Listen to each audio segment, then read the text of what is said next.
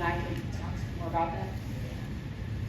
I would, this is a shame that our council member left, because she certainly can have that kind of, and when you get an opportunity to talk to our commissioner. I just, once again, we're raising some very difficult issues here. You were an investor in America. For someone to tell you that you put a place a limit on the amount of housing you can buy or what you can do with your own personal property is a very difficult notion in this country.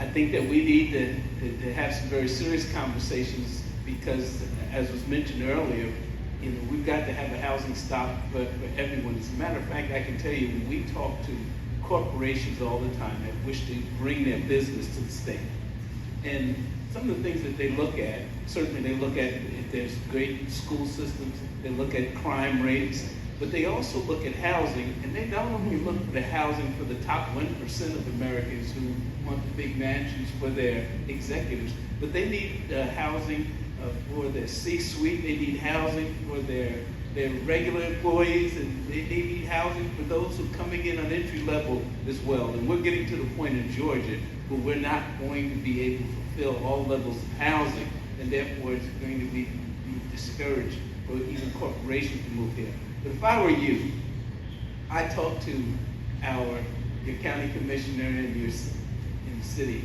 and see, big businesses, sometimes they don't want a partner unless they are made to have partners.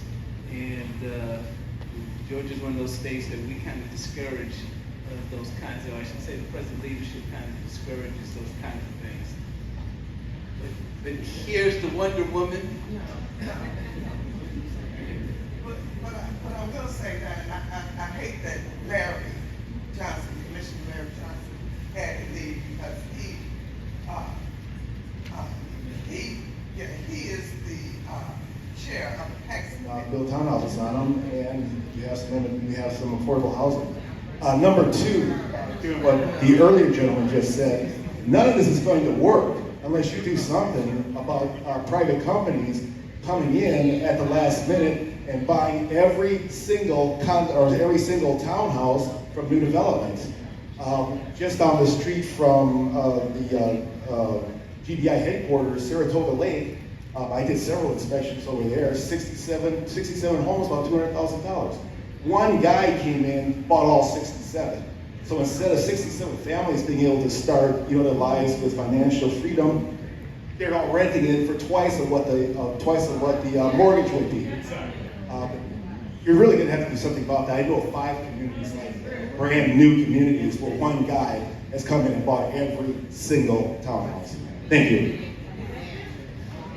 And I was going to say, on some of these questions, guys, if you would leave your information or grab my card out there to what Commissioner Johnson said, we can connect you guys with the commissioners. It's very unfortunate and it's very disheartening. It is. But I have to say, this is, and I'm going to say this, and I say it, and I keep saying it, and I'll repeat it. This is a whole system of inequities. Yeah. So it is not, and we are on the same page with that. It is not, it is business. It is pro-business. It is business. You keep saying that. But there are inequities, and they have to be addressed systemically. We cannot, it's like you're fighting a battle. And I don't want to say people are fighting a losing battle because you can win battles. But it's difficult when there are economic inequities, when there are educational inequities. It is a system that is designed to fail people, and people are found trapped in a system they can't get out of. There are programs, that's why the need for programs are here. But you can't regulate independent or private owners. And that is what Commissioner Marita Johnson is saying. It is unfortunate. Here you go, Commissioner. Yeah, and I want to say,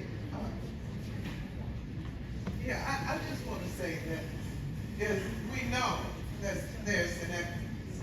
And one of the things that we're doing now in DeKalb County are providing apprenticeships and jobs and hooking people up so that they can get the skills that is needed so that they can get into housing. But I tell you, South DeKalb, or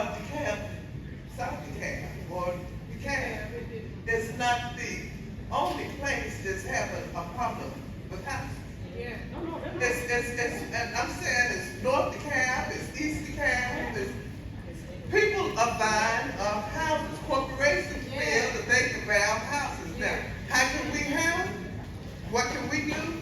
We're trying to do what we can as a county and utilize, because we have already spent over $75 million helping people stay in their homes as we're tackling this problem.